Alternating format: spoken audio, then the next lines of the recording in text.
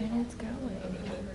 I bet that takes full review. So easy to stop. I know that when you're doing for my camera, just up on the tripod, it's easier to be reset like you're trying.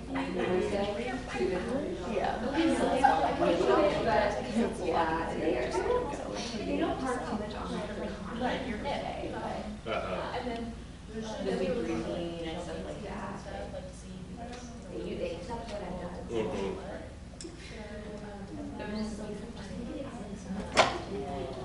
Yeah.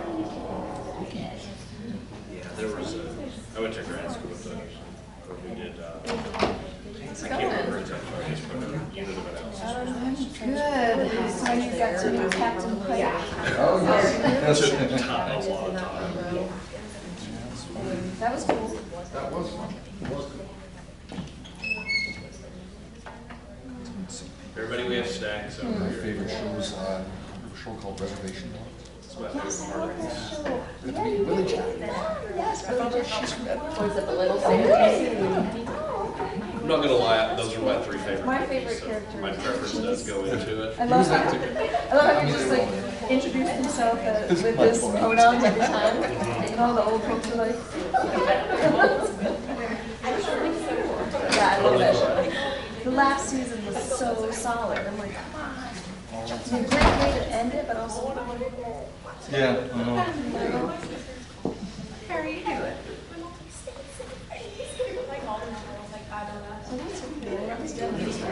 Where did you go? It was San Juan. Okay. Did you get to see that? No, just to Yeah, no, he drove down from Sacramento, yeah. Oh, okay. That's cool. Nice. How are they doing? Good. They really like that area. Always hiking and stuff. Are you talking about? Yeah. Well, I don't have to tell me where. I see the. Yeah. I just wanted to things that I've done hundreds of times. You know, after you bet, you know, Takes down like, you know, it's just a light switch. 6,000 square miles of parks. Just parks. I was like, what the hell? Why do I live here? Man, there's so many questions. Well, and the other thing too, like, Taylor went to the same school. We studied the same thing. You gotta jump somewhere that doesn't suck. There's something here. How many square miles of parks does Evans? I don't know, do you count them as parks when they're secretly like memorials to every tree has a memorial to a dead loved one? I don't think that's a park, that's a secret cemetery. Well, at least true story. But we all know it's like. How's your week so far? Huh? How's your week so far? Lots of meetings this week. Sorry. I have to meet with those French folks. The French people have been like, when I said I would help edit this journal, I was like, dude, I don't know what you guys' workload is like, right? But like, I'm super busy during the semester. I can't just like drop everything mid-semester. They're like, oh, we'll work around you. Don't you worry, it's fine. All you need. That was the guy that I talked to initially, right? This little guy, he's like, you need to read every single paper as soon as it comes in, and we need to have a Zoom Monday morning. I'm just like, it's like one of us is in charge. You know what I mean? Like, so I have to meet with and they don't, like, I don't. All right, everybody, let's go ahead and begin. Good afternoon and welcome to the College of Liberal Arts Faculty Colloquium of the Spring 2024 semester. Thank you all for attending today's presentation. My name is Adam Sizemore and I'll be the moderator for today's talk and each of the remaining talks for this academic semester as well as the fall and spring of next year. Before we begin, I'd like to make a few comments. We are recording this session that will be uploaded to YouTube at a later time. If you have any questions, we will reserve time at the end, so please save them for the Q&A. And then if you have any if there are any students in the audience that wish to receive extra credit, please come see me afterwards and I will get your name. So without further ado, it is my pleasure to introduce today's speaker, Dr. Taylor Petty. Dr. Petty is an assistant professor in the Criminal Justice Department. She holds a bachelor's in psychology from the University of Evansville, as well as a Master of Legal Studies and a PhD in psychology from the University of Nebraska-Lincoln. Her research focuses on perceptions of children in the legal system in both juvenile and family court settings. Recently, she has had 2 articles accepted for publication, one exploring perceptions of adult sex trafficking victims, and how moral emotions such as anger, disgust, and contempt impact arrest decisions for victims of trafficking. The second publication, which is the focus of today's presentation, explores perceptions of child sex trafficking victims and how this victim's sex can impact case decisions. In addition to her experimental work, she assists local agencies with data collection efforts to determine the prevalence of human trafficking in southern Indiana. And without further ado, I will hand it to you. Perfect, thank you. Good afternoon, thank you all so much for coming out today. As Dr. Sizemore mentioned, my passion is really around sex trafficking cases and perceptions of sex trafficking victims. I want to begin today's talk by talking about the case of Nicolette R. Nicolette was 12 years old when she was arrested for prostitution for the second time in New York City. The first time that she was arrested, her trafficker bailed her out. The second time, though, a judge sentenced her to a secure detention facility for committing a prostitution-like offense. Now, interestingly, in New York, the age of consent at this time was 17 years old. So that brings me to the question of how can a 12-year-old essentially be arrested and prosecuted for engaging in a commercial sex act, but not be able to consent to that sexual activity, right? It's a little puzzling. I wish I could say Nicolette's case is uncommon, but unfortunately that's just not the case. We see lots of child sex trafficking cases that kind of reflect this similar background. For today's presentation, I'm going to first start and give you a brief overview of human trafficking, specifically focusing on sex trafficking. I'm then going to talk about federal and state legislation that's been enacted to try and combat trafficking in the United States. I'm going to talk about some research of sex trafficking victims, noting how emotions can impact our case judgments and decisions. And then I'm going to kind of wrap up my talk by talking about my specific experimental studies, a series of 3 studies I've done that have all explored the public response to trafficking victims. And then we're saving questions for the end. So, all right, let's talk first about what human trafficking is kind of broadly. So human trafficking refers to the recruitment, the transportation, transfer, harboring, or receipt of persons by improper means, so for example, using force, fraud, or coercion, for some type of purpose. So potentially it's going to be kind of forced labor, like what you would see in labor trafficking cases, or it could be a commercial sex act, what we see in sex trafficking cases. I think labor and sex trafficking probably come to mind for most people when they hear about human trafficking, but it actually encompasses a wide range of activities and events. So things like debt bondage, domestic servitude, sometimes in nanny situations, for example, forced marriage, child soldiers, forcing people to beg, and even organ removal could all be considered forms of trafficking. Human trafficking victims are often trafficked in their own communities. This is one common kind of myth or misconception about trafficking, that it's this kind of stranger danger, taking kids out of their yard, right? Maybe shipping them in Wayfair cabinets. That's not what happens, okay? 9 times out of 10, about 90% of cases, the person knows their trafficker. So it's not to say that you can't have those stranger situations of trafficking, they're just not nearly as common. Most likely the person knows their trafficker, and sometimes it's even a family member, especially in cases of children. It could be their own parents or guardians. So there's some common misconceptions. Also, a key issue within this area is that a lot of victims of trafficking do not identify as a victim. They might be potentially in a relationship with their trafficker, so they don't necessarily think that their trafficker is doing anything wrong. They don't kind of recognize the patterns of abuse or coercive control or exploitation that trafficker is using to entrap them in these sex trafficking scenarios. And they might often kind of identify themselves as an offender. So they might think that they've done something wrong, that they should be kind of arrested or punished criminally, essentially. You know, that's a key hurdle we kind of have to overcome as service providers and in law enforcement or criminal justice system. As I mentioned, 2 main forms that probably readily come to mind would be labor trafficking and sex trafficking. My research focuses solely on sex trafficking, which specifically refers to the use of force, fraud, or coercion. And then there is an exchange of sex for something of value. You know, maybe goods, it could be for, you know, money, compensation, things of that nature. Here. Some common other misconceptions, there doesn't have to actually be a transportation requirement. So it's people who transport or recruit or harbor, right, things of that nature. So no actual movement has to take place for it to be considered trafficking. When we say domestic trafficking, that refers to trafficking cases in the United States. And most of my research, all of my research really focuses on domestic sex trafficking. I don't look at international trafficking. And there are three major roles in sex trafficking cases. So first we have the actual trafficking victims. They often come from a vulnerable type background. We know that there are some risk factors. For example, unfortunately, LGBTQ+ youth are at an elevated risk for being trafficked. Also homeless youth, that's a key concern there. Youth who run away, things of that nature, they're often targeted. We also see that sometimes both adults and young people will engage in this form of survival sex, and essentially where they're exchanging sex to meet some type of need. That could be shelter, that could be food, clothing, anything of that nature. So they're, maybe seemingly, willingly engaging in these activities, but they're doing so to meet some basic necessities that they have. You can also see instances of this.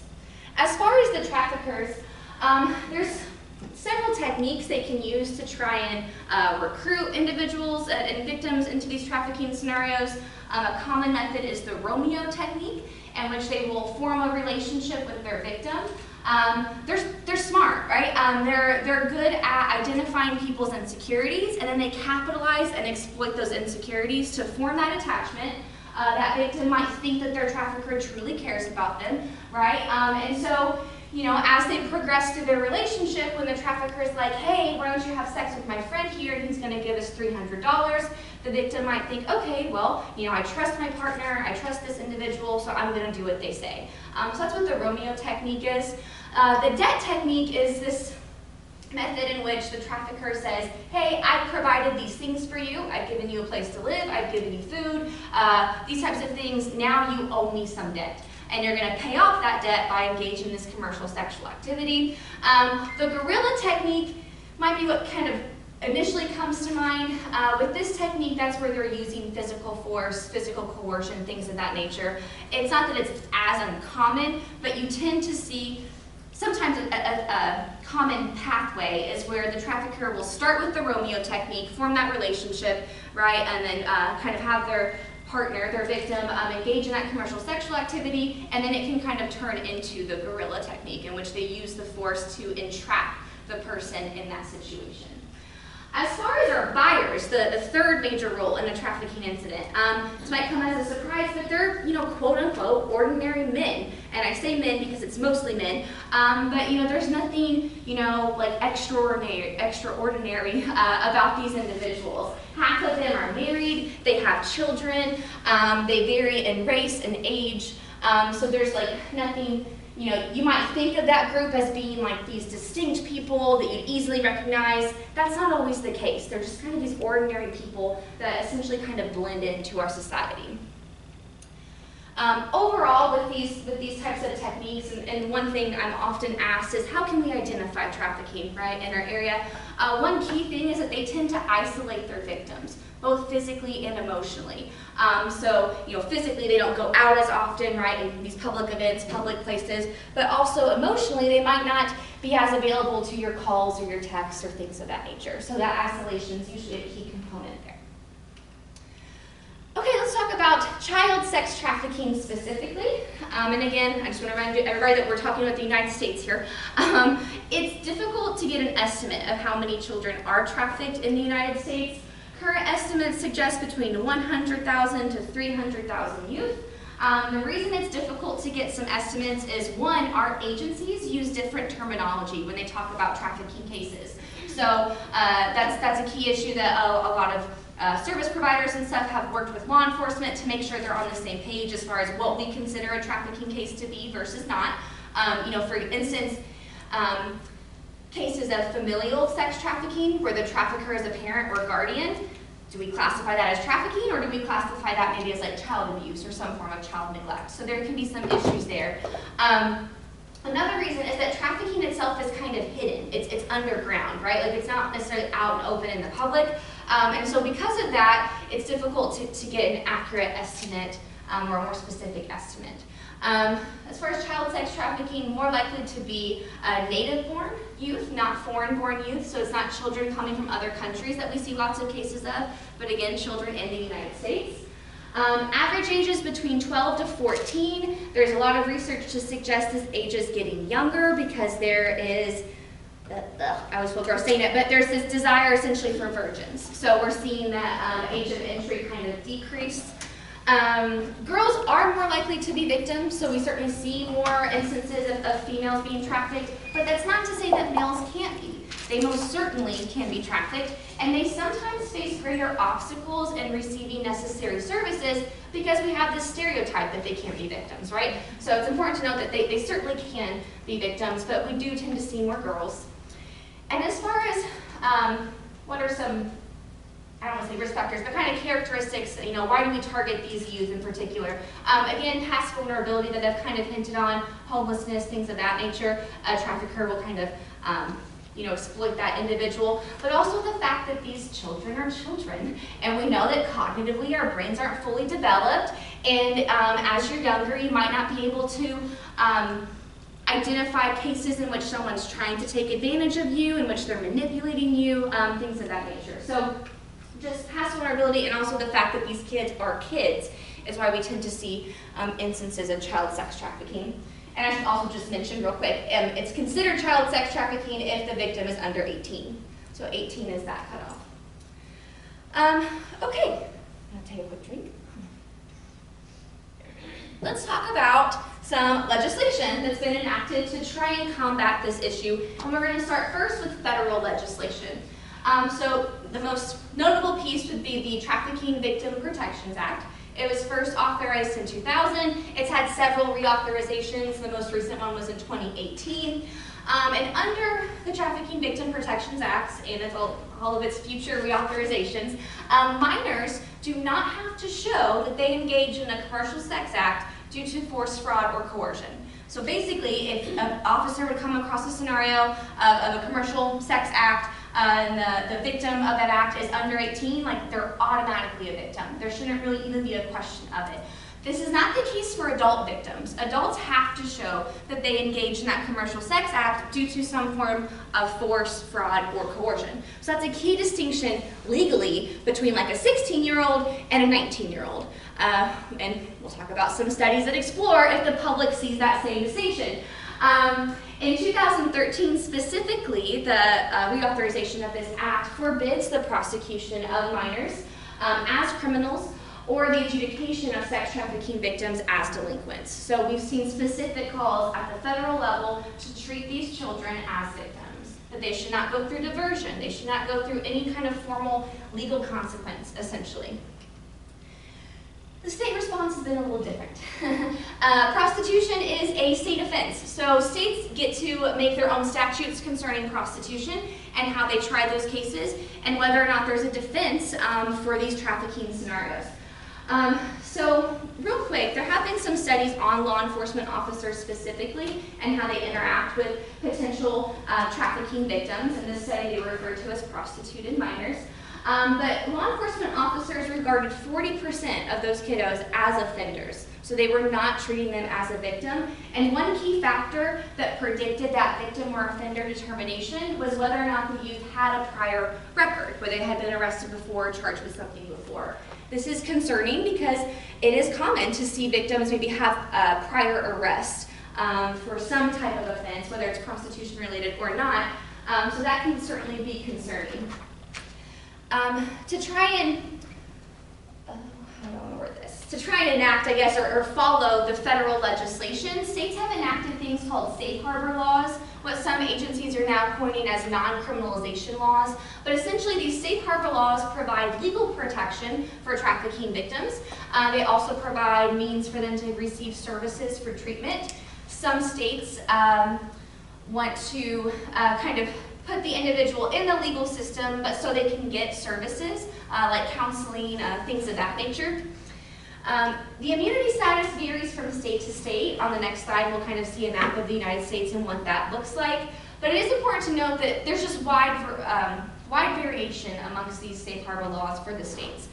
Sometimes the individual is diverted through the system, so they have to go through a diversion program. This is typically not as beneficial because with diversion programs, if you fail the program, you still face punitive legal consequences. So if we're trying to increase victim cooperation with law enforcement officers, if we treat them like they're an offender, they're probably not as likely to cooperate with us. And as I mentioned, here's the map of these safe harbor laws. So the blue color here means that there's non-criminalization, That means that there's no criminal liability for these victims for a prostitution-like offense. The green indicates that there's a diversion type program. They might become a child in need of supervision, in which case the state kind of takes custody of that person to get them the services that they need. And the yellow, this is an alternative response through juvenile justice. So again, some diversion, discretionary programs, things of that nature. In your dark gray states, it's an affirmative defense only. So if they were to be charged with that prostitution offense, they can say that they engaged in that act because they were being trafficked. It's only a defense, essentially. And in just Alaska, there's no statutory protection for criminalization. So in Alaska, they could potentially be charged for prostitution and face any type of criminal punishment that a judge would see fit. In the states that have the plus signs, I don't know if you can see that, but that indicates that they're immune not just from a prostitution offense, but other types of offenses as well. And these trafficking events, there's other criminal activity going on besides prostitution. There could be illicit drug use, there could be other types of assaults, there could be thefts. So when we talk about immunity from prosecution, we have to be specific in what type of immunity is granted. Is it just for the prostitution offense, in which case we can still arrest them for their drug use, or is it for all types of criminal activity? Okay, we're going to now talk about the research concerning trafficking victims. So what impacts child sex trafficking decisions? We know that individuals who have a high endorsement of human trafficking myths are less likely to find trafficking scenarios to be believable.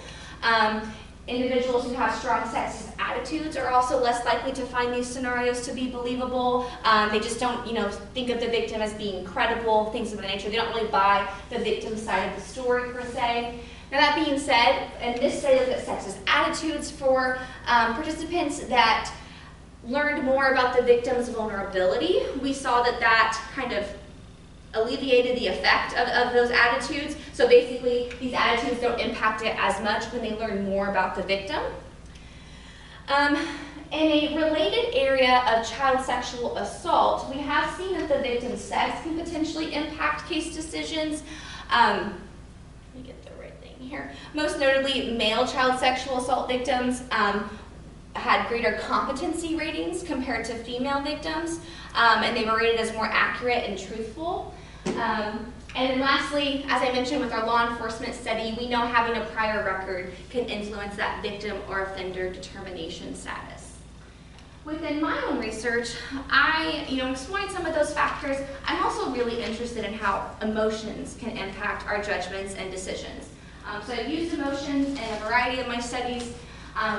I have manipulated people's emotions before, so I've asked them, what about this case makes you angry? Or what about this case makes you afraid? And by the end of that manipulation, they're pretty angry or they're pretty afraid, and then I can see how that impacts their judgments. For my studies here, I'm just getting more incidental emotions, so I'm not manipulating their emotions, I'm just asking them how they feel specifically about the victim at that time.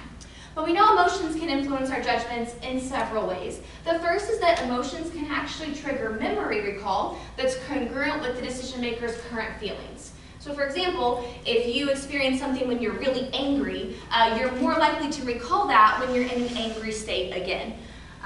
Maybe important for students studying for exams, right? Trying to be in that same emotional state.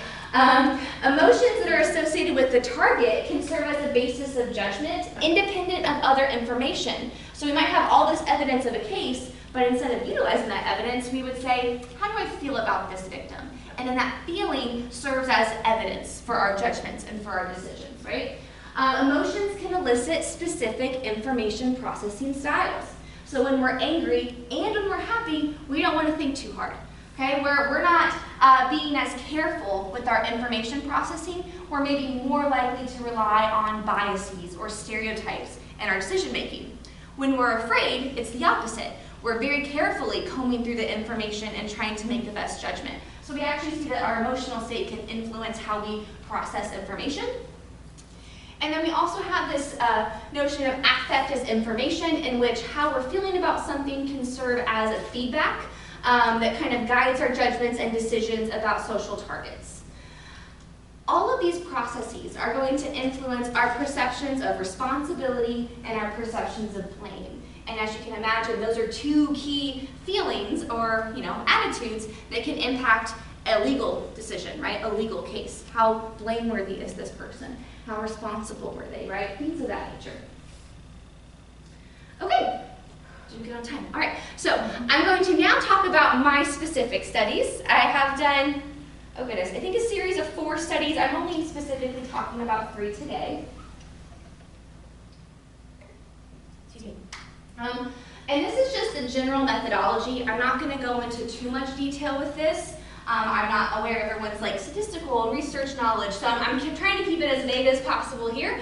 But the first thing I do is I recruit community members from Amazon's cloud research platform. This is an online website essentially in which people can sign up to be a survey taker, and you get paid to take surveys. So all of the data for these studies come from Amazon's cloud research platform. There are concerns about bots taking studies. I do have mechanisms in there. I have attention checks, other things of that nature. So it's pretty easy to spot a bot in the data so that I don't include that in my analyses. But that has been something that's kind of a concern. One benefit of this type of participant recruitment strategy is that it's more reflective of the population compared to maybe college freshmen, right, at a university. Once participants are recruited, they give me their consent. They then read a vignette that depicts a trafficking scenario. In all of the scenarios, it talks about how the victim met their romantic partner and kind of forms this relationship. So it's very much a Romeo technique type of recruitment strategy. And then it kind of turns more towards that force and coercion and things of that as their relationship progresses. And it starts small, right? They just have sex with a few of this person's friends, and then they want them to have sex with more people to make more money. I'll talk about my specific manipulations for each study and how they're different, but there are 2 variables that I manipulate through all of the studies, and that's the victim's vulnerability background and their prior arrest history. So in my vulnerable condition, they read that the victim came from a poor neighborhood, they had a single parent household, there were some issues of abuse and neglect, things of that nature. So the victim in the vignette ran away to kind of get away from their lifestyle. In the non-vulnerable condition, the victim grows up in a middle-class neighborhood, both parents, that marriage is intact. They run away because they're tired of trying to be so perfect. So they're running away still, right? But their reasons are different, their vulnerability backgrounds are different. And throughout all of my studies, participants are able to note that distinction. So my victim in the vulnerable condition is consistently and significantly rated as more vulnerable than my victim in the non-vulnerable condition. I also manipulate the prior arrest history. This one's a little tricky to get people to pay attention to, so I've been really trying to nail that manipulation home, but I basically tell them that as the police investigate the sex trafficking sting, they talk more with the victim, and they find out that it was either the first or the second time that the victim had been arrested for engaging in a commercial sex act or for a prostitution-like offense. After they read the vignette, they then complete a variety of assessments in which I'm trying to capture their case judgments and decisions. My main question that I'm going to discuss today is how certain participants are that the victim should receive social services like counseling, medical services, things of that nature, over legal consequences, which were defined as things like formal arrest, diversion type programs, things like that. So higher scores indicate they're more certain that the victim should have those social services, or they're kind of less punitive towards the victim. I also measure perceptions of victim credibility, believability, responsibility/blame. I measure moral emotions like anger, disgust, and contempt felt towards the victim. I also measure things like empathy and how much empathy they feel towards that victim. And then lastly, they get their money, right? They get their payment, they're debriefed, I explain the study to them, so on and so forth. In experiment 1, I'm looking at the impact of victim sex on these trafficking decisions. This was actually just recently, like January 12th, recently accepted for publication in a journal. It's the first study of my dissertation. And so for this study, my independent variables were, again, that vulnerability background, the youth's prior arrest history, but I also manipulated the victim sex. So participants read about Sarah or Chris. Chris was my male condition, and it was clear the gender of the youth by using she or he pronouns when appropriate. And I also manipulated the trafficker sex. I did that to try and control for any potential like LGBTQ bias within the sample. I also measured attitudes towards gays and lesbians, but none of that really impacted my results as much. So I won't talk too much about that today. I'm also exploring some mediators to explain why participants are maybe more or less punitive with the victim. So I'm looking at things like their total moral emotions, which are the anger, disgust, and contempt ratings. I'm also looking at victim responsibility and victim believability for this first study. Again, my dependent variable is how certain are they in those social services over legal consequences. And for this study specifically, I had 682 participants. The average age was about 39. The majority were women, and they were white. Okay, so jumping straight into my results, I do find some main effects on that certainty dependent variable. First, with prior arrest history. So along here on my y-axis, I have certainty ratings. So again, higher scores mean they're more certain that that victim should get those social services. Lower scores means they're less certain that they should get those social services. And as you can see, when a youth has no prior arrest history, they're more certain that they should receive those social services, right? When they have a prior arrest history, we see that they're less certain. So that is a significant difference. I also find a main effect for vulnerability background. So again, similar design in which I have certainty ratings on my y-axis. The vulnerable youth, they were more certain that they should receive those social services over legal consequences. When they came from that non-vulnerable background, they were less certain. I also find a three-way interaction between prior arrest, youth sex, and trafficker sex. So trying my best to break this down as kind of straightforward as possible. What we find is that participants are more certain to recommend those social services over legal consequences for Chris when he had no prior arrest and when he was trafficked by a female.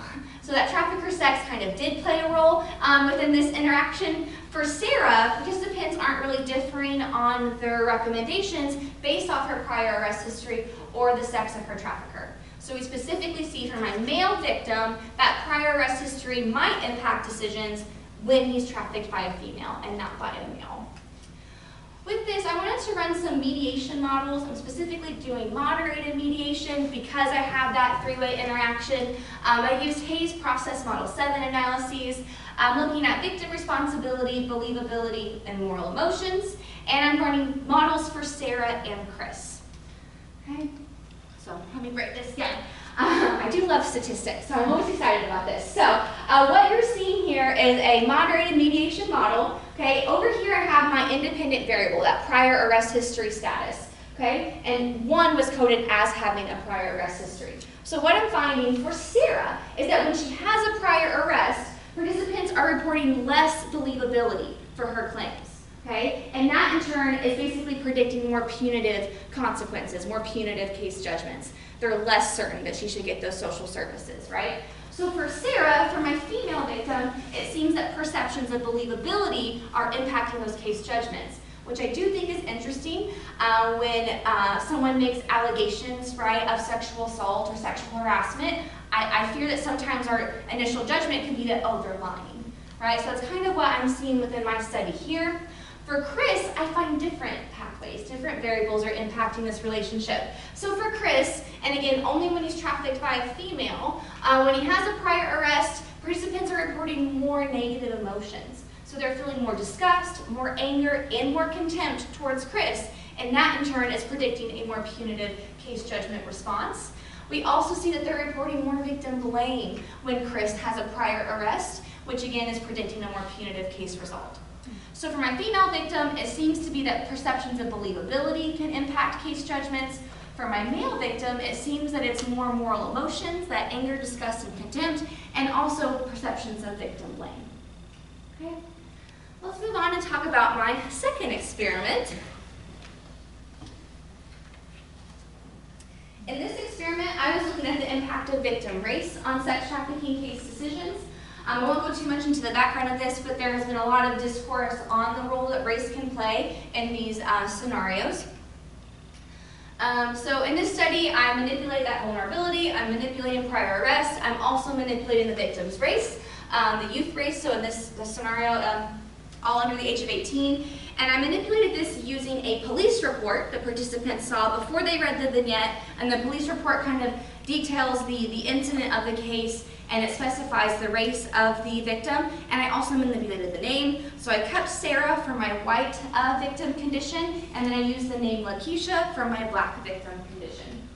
My mediators were victim responsibility and victim credibility in this study. Again, still looking at those certainty ratings. And for this study, I had 545 participants from Mechanical Turk. Average age is still about 39. I had a pretty even gender split, and the majority are still white. Similar to my previous study, I'm running some models to see what's impacting those certainty ratings. I once again find a main effect for prior arrest. So I have lots of studies that are showing this effect. I know that this is probably an important variable when we think about trafficking victims. So once again, when the victim did not have a prior arrest, we're seeing that they're more certain to recommend those social services. When they have a prior arrest, they're less certain to recommend those social services. I also find an effect for vulnerability, again, kind of mirroring my previous study, in which case, when the victim came from a vulnerable background, more likely to recommend those services. When they came from a non-vulnerable background, less likely. I find no effects for race in my study, so participants aren't really differing their judgments based off the victim's race, which is a good thing. For my mediation models, I'm doing model 4 analyses because I'm not doing that moderated mediation. So I'm just focusing purely on that mediation. And what I find here is that first, for that vulnerability effect, that when Sarah or Lakeisha came from a vulnerable background, participants are reporting less victim blame. Okay? Another way to say that is when she comes from a non-vulnerable background, that middle class environment, they're reporting more victim blame. It might be harder for them to think about why she would have ended up in that type of situation, right, if she had a seemingly good life. In that not vulnerable condition, more victim blame, again, that means they're less certain she should get those social services. Another way to think of that is they're kind of more punitive. I also find that victim credibility is impacting these judgments. So when the victim comes from a vulnerable background, we're reporting higher credibility ratings. We maybe believe their story a little bit more. That in turn is making us more likely to give those social services. We're less punitive, essentially. So that's my 2 mediation models here. I don't find any mediation for prior arrest history, so I'm not quite sure if there were some differences there from this study to study 1, but vulnerability is my main variable that shows significant mediation evidence. In my last experiment, I'm looking at the impact of victim age on sex trafficking case decisions. Remember, there's federal legislation that mandates that minors should be treated differently than adults. So if you are under 18, you are automatically a victim, shouldn't even be a question. But if you're 19, which might not be that different neurologically, right, there are serious differences in the legal system. So I was interested in if the public shows that distinction or not. So in this study, I once again manipulate vulnerability, I manipulate that prior arrest, and then I manipulate, saying that word a lot, aren't I? I manipulate the victim's age. So she was either 16 or 19 years old. It was Sarah in this condition still, and the other manipulations stayed the same. My mediators in this study are victim responsibility and actually empathy ratings. Again, looking at that certainty rating. And for this study, I had 518 participants, slightly older than my previous studies. The average age was 41. Once again, a pretty even split for gender. The majority were once again white. So once again, I think I find, yep, my prior arrest main effect, my trusting main effect. If I don't ever find this, I might be concerned. But so what we find is that when they have no prior arrest, right, we're more certain in our ratings. were essentially less certain when they have that prior arrest history. Excuse me. This is the only main effect I find, so I don't see vulnerability impacting case decisions, and notably, I don't see age impacting case decisions. So according to the public, there's really not that sharp distinction between a 16 and 19-year-old. I maybe should have expected that the 19-year-old would have more punitive consequences. My participants weren't showing that. When I look at those mediation models for prior arrest, I'm looking at victim blame and empathy ratings, and this is what the direction you can expect, right? When they have a prior arrest, there's more victim blame, makes them more punitive essentially in their case judgments and decisions. And whenever they have a prior arrest, they're reporting less empathy towards that victim, which I found in this study to be explaining the effect essentially. So prior arrest Sarah, less empathy felt towards her, making them less likely to recommend those social services over legal consequences. And I'm going to kind of recap all of this at the end. I know it's probably been a lot of data and a lot of information here. One thing I always control for in every study, is the participants' gender and also their trafficking myth acceptance. Because we know that there have been some prior research to suggest the decision-maker gender and their endorsement of human trafficking myths could impact their judgments or perceptions. And unfortunately, I do find this in my studies as well. Participants who have greater trafficking myth endorsement are less certain in their recommendations, right? So essentially, they're kind of more punitive towards these victims. And I also find that men were less certain to recommend social services over legal consequences compared to women. And some of my mediators for this are due to greater negative emotions felt towards the victim, greater perceptions of victim blame, and also perceptions of less victim believability. And if you want to see those mediation models, here they are here. So again, men are tending to report more negative emotions, more anger, disgust, and contempt towards the victims. They're reporting more victim blame, and they're reporting less victim believability, which in turn is impacting their case judgments and decisions. Okay. Whew, I know that was a lot. Let's talk about what all this kind of means, right? So which variables should we be aware of? Which variables seem to impact our perceptions, the public perceptions at least, of these trafficking victims? Well, most notably prior arrest, right? I was saying that quite a bit. We know that that arrest history can certainly impact case judgments and decisions, and this is not a unique finding to just this context. We see a bias towards people with arrest histories in other scenarios as well. This isn't too surprising, but it is concerning because, as I mentioned, these victims can have a prior arrest. That's not unheard of for them to have a prior legal involvement, essentially. Vulnerability background can also be impacting our perceptions. So notably, if someone comes from seemingly a non-vulnerable background, we're maybe trying to figure out how they ended up where they ended up, we're not reporting as much empathy, right? Or we're just overall less certain in giving them those social services.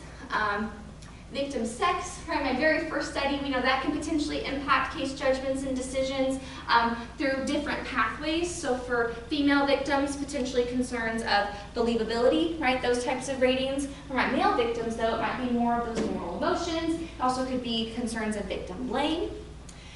Victim race and victim age aren't really impacting my decisions. So that's good for race, right? We don't want our decisions to be based off the victim's race, but victim's age is potentially informative for our Congress members, right? And people who pass this legislation. Maybe our cutoff doesn't need to be 18. Maybe our cutoff should be 21. Anyone under 21, for example, should automatically be considered a victim, right? Because the public is not differentiating, at least between a 16 and a 19-year-old. Although legally they would be treated differently. That 19-year-old would have to show she engaged in those commercial sex acts due to force, fraud, or coercion. So there's more of a burden on her to kind of prove that she is a victim in that scenario. When again, we know that they already don't really think of themselves as victims. So just like an additional hurdle we're having to overcome here. Emotions can potentially impact these decisions, right? We also know empathy is included in there as well. But also judgments of victim blame and judgments of credibility. Okay? So why does this matter? What does all of this mean? Well, again, our overall goal should be to first provide needed services to these victims. These individuals sometimes lack basic skills and training, so it's very hard for them to find employment and to kind of move forward with their lives. They've also suffered a significant amount of trauma that's going to impact them throughout their life. So we need to get them the services that they need so they can move forward. And we also want to successfully prosecute the traffickers. Right now, there's like little deterrence for traffickers to not engage in that criminal activity. And they make a ton of money. So it's a very lucrative business, and there's almost like very little risk of facing any type of legal punishment. So that's of concern, right? We want to increase that victim cooperation, get them the services they need, and successfully prosecute those traffickers. We want to try to use the more trauma-informed, victim-centered approach. And if we want to use that approach, we first have to think of them as a victim, right? Like that's like step one is recognizing this person's been a victim, they've been victimized, and we need to move forward using this trauma-informed approaches, these victim-centered approaches, thinking about what that victim needs in the moment, not arresting them, not detaining them, not making them go through some diversion program, with the threat of more formal punishment looming over them throughout that time. Some implications of this work. Now again, this was all with public, the general public essentially, community members. So I haven't been able to do this study with law enforcement officers yet, that's coming. But some implications would suggest that if we can increase empathy for victims, that could result in more of those social services being recommended. Maybe some bias training, maybe giving them more information about how their vulnerability or prior arrest status might be impacting their judgments and decisions. Also making sure people aren't endorsing those human trafficking myths. This is really important. There's been some studies that have been conducted with like social services providers and workers essentially, and there was a larger than minimal amount of trafficking myth endorsement. So there's some research to suggest these agencies and workers of these agencies might hold some of these myths. So let's try to combat that by having some human trafficking trainings. Which, by the way, there's going to be one at USI on January 30th. Yes, 30th at 5:30, I think, in Forum 3. Yep, so there will be a training there that will talk a lot more about human trafficking in general, but I think those could be really beneficial. So we don't buy into those myths, and then those myths don't then impact our case judgments and decisions. What I want to do moving forward in my research is I want to replicate my victim age study specifically with a law enforcement sample. So I do have a CLAFTA this spring that's going to allow me to send $10 gift cards to law enforcement officers. I'm trying to get 400. We'll see how it works.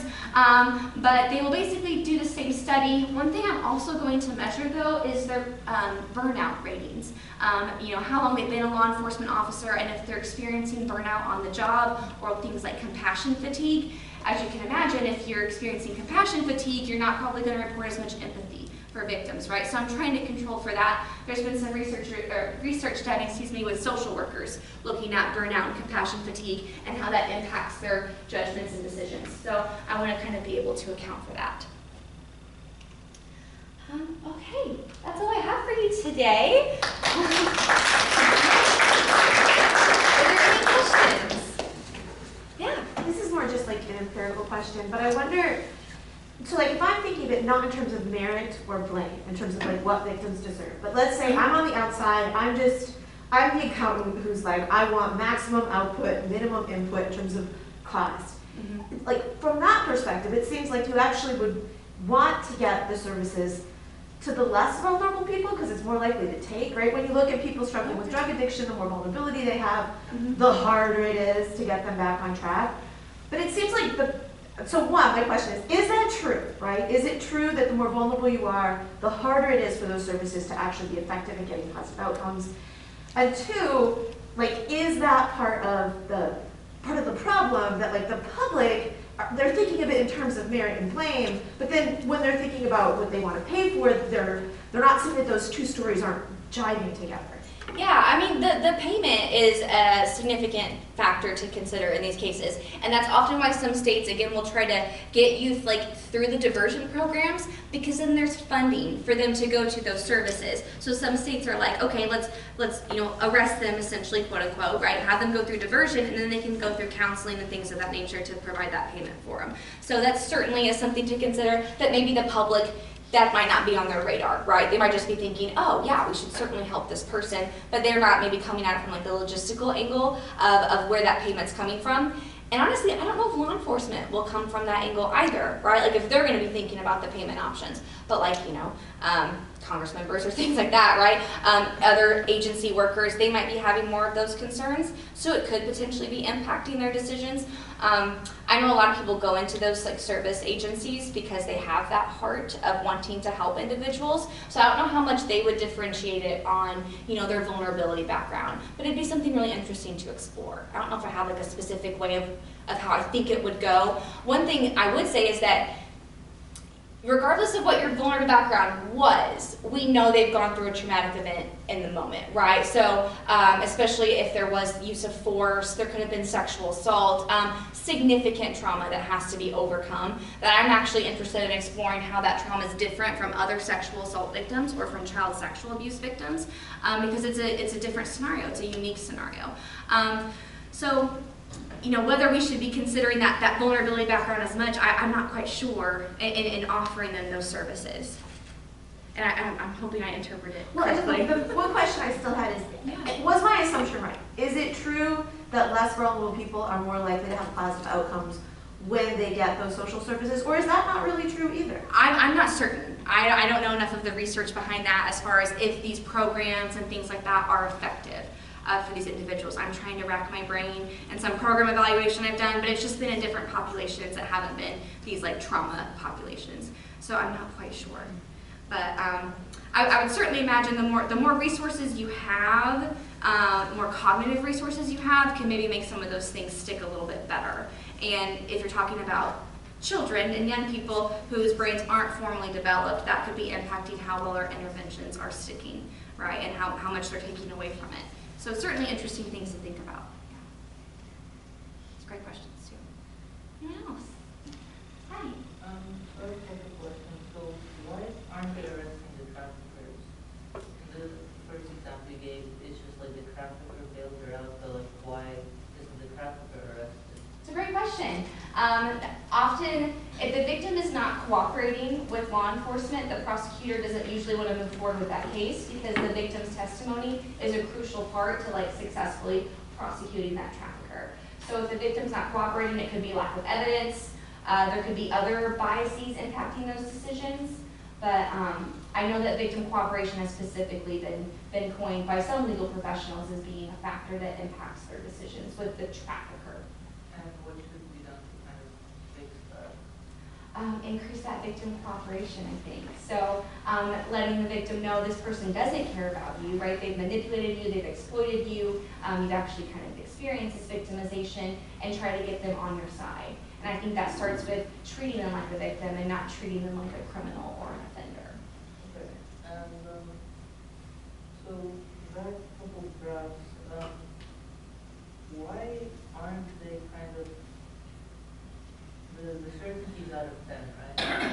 So the certainty actually ranges, I think, from a +6 to -6. So you could have had some negative ratings, and that was the range. There were some people that were all for the legal consequences and not at all for the social services, and then some people that were fully endorsing the social services. So one thing to note is that with those means, overall, we're still pretty supportive of social services over legal consequences, but we're seeing some slight differences in that certainty rating based off some factors.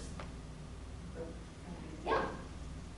Good questions. Yeah. I have a question. So since 18-year-olds and like younger don't have to prove that they're a victim, how would those 19-year-olds prove that they're a victim since you said they would have more legal?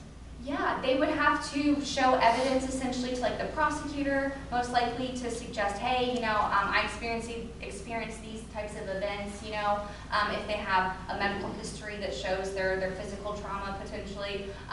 But yeah, it would often maybe just be their word, right, and trying to show the coercion, right? Traffickers can often threaten people's loved ones, for example, so maybe testifying to that, but that would center on who do you believe, right, in that situation. And I believe it's by preponderance of the evidence standard, because it would be brought up as an affirmative defense to the prostitution charge, so they'd have to prove by like a 51% rating, right? We're more certain than not, right? Or it's more likely than not that they were engaged in this act due to that force, fraud, or coercion. Yeah. I had a question about your data presentation, the mediator. Yeah, the mediation models. Mediation model. Yeah. You know, this is completely what Brad thought, is that there was something in sociology that was called path analysis. Yeah. Okay, That's so, this, yeah. Okay, so that's what it is. Yeah, yes, yeah. So path analysis, there's maybe more than one mediator, right? So I'm calling this mediation because I just have what I don't think that, for example, victims' blame ratings then impact their victim credibility ratings. So if I would have a more formal path like that, I would do more of that path analysis. So this is a variation of that. Yes, yes, yeah, Okay, yeah. all right. I was like, wow, I've seen this before. Yeah, yeah. But not under that name, okay. It's an effective tool, I think it really does. Yeah, and that mediation kind of helps us understand why this characteristic impacts decisions, right? So now we know what to target our interventions to, right, or our trainings to. So that's why I always try to employ mediation when I can. Because if we know prior arrest impacts decisions, okay, well, why does prior arrest impact decisions? And that mediator can kind of help us answer that. Yeah. I think I have simple questions, but we'll see. So two sort of related questions. Has there been studies to measure how much like media and pop culture impact the myth of sex trafficking? I feel like a couple of years ago that was all we saw, and it was like it was an epidemic or whatever. And then kind of related to that, with the age group that you're getting for your the survey participants, Yeah. do you think that you would get significantly different results with different age groups, especially age groups consuming certain kinds of media, that kind of? Yeah, those are great questions. I don't know of any studies that have looked at that. You also have, I mean, beyond like the social media stuff that I had seen a lot with like the Wayfair stuff and things like that, you also have like movies, like Hollywood movies, right? Like The Sound of Freedom is one that had recently been released that's just not a super accurate portrayal of trafficking that I think can shape people's perceptions. Taken is another one, right, that comes to mind pretty easily. But I don't know if there's been a specific study that's looked at like how much of that media they've consumed and then how that impacts their myth. But I imagine if that's what you think trafficking is, right, you would endorse more of those myths. But I haven't looked at that specifically. As far as age, I think in that first study I controlled for age when I was doing some of my models to see if it impacted decisions, and it didn't. But I haven't really, because it didn't impact the first one, I haven't checked it since then, honestly. So you could maybe find that effect, but I haven't found that yet. But that is something interesting to think about. The media we consume, where it comes from, and if that's impacted by age, and then how that overall impacts that myth endorsement. Yeah. I can do that with you. I know, yeah. We have media people here, communications people, absolutely. Potentially, in the future. Yeah, absolutely. Yeah, so the other question I had, what made me think of when you mentioned how prior arrest was like a big factor in all of these. You know, and in some ways, you know, you can say, oh, well, you know, it was, we already know that, or, you know, but it also bears repeating. You know, it's an important finding that just because it is important. But have you looked at Diva Pager, and she did all this about labeling and prior arrest and how that affects like different, I don't know if labeling theories that are coming in your. I haven't used that one specifically. Now, I will say that when we talk about these child sex trafficking victims, I'm very purposeful in using victims. And I try to shy away from like child prostitutes, because again, children really can't consent to sex, so how can they sell sex, right? So like some of that terminology that had been used, we're seeing shifts away from it. So child prostitutes or child prostitution, for example, juvenile prostitution, we're trying to shy away from that label, because in that label, right, that there's a sense of agency if you say a child prostitute versus a child sex trafficking victim that could be implied by that. So that's why I, you know. You try to change that every year. Yes, yeah. But it's a good point. Isn't her work about Employment. It's about people with a criminal history of applying for work and being essentially discriminated against for their criminal history. Okay, yeah. Certainly you could see connections between like those biases and what we're seeing here, absolutely.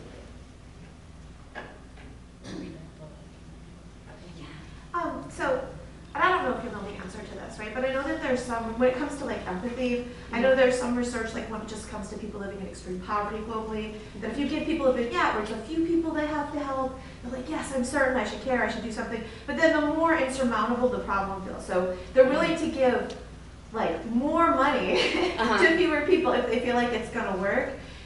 Do you know, when we're talking about like the blame and the certainty that services should be given, is there a way to tease out how much of it is moral culpability that they're assigning to the victims versus how much of it is that just sort of like people try to, it's a self-defense mechanism, right? Like they cut off their empathy when they feel like it's an irresolvable problem. Is there a way to test for that, or have other people looked at that? I don't know if other people have looked at that, but that's a great point. And I'm trying to think of how I could try to capture that feeling in within my study. I can tell you when they give their emotion ratings, I instruct them to say, based off how you currently feel towards Sarah or whoever my victim was in the vignette, right? You know, indicate on a scale of 1 to 5 how much you're feeling this emotion. And so for empathy, there were things like I'm feeling empathetic, I'm feeling sympathetic, right? Things of that nature. And then they almost always do their emotions first, and then I go into more of those case judgments and decisions, because again, my primary focus had been how do emotions impact this. And then I'm also finding that it's other perceptions like blame and credibility that are impacting case decisions too. So, I mean, they do their emotion ratings before they do their victim blame and credibility ratings. So maybe if they're cutting off that empathy or reporting lower empathy, that's then wanting to predict more blame. Now I want to do a path analysis, right, and see if I see something like that, because that's really interesting. Yeah, I hadn't thought about it like that. Absolutely. Any other questions? Okay. Thank you again. And remember, January 30th, we'll have a human trafficking 101 training on campus, so you should certainly come to that. So you can't make that when we have one on 31st. At Ivy Tech, yes. And our next colloquium is February 23rd at 3 with Dr. Weather. Right there. Do you know this one? Huh? Do you know this one?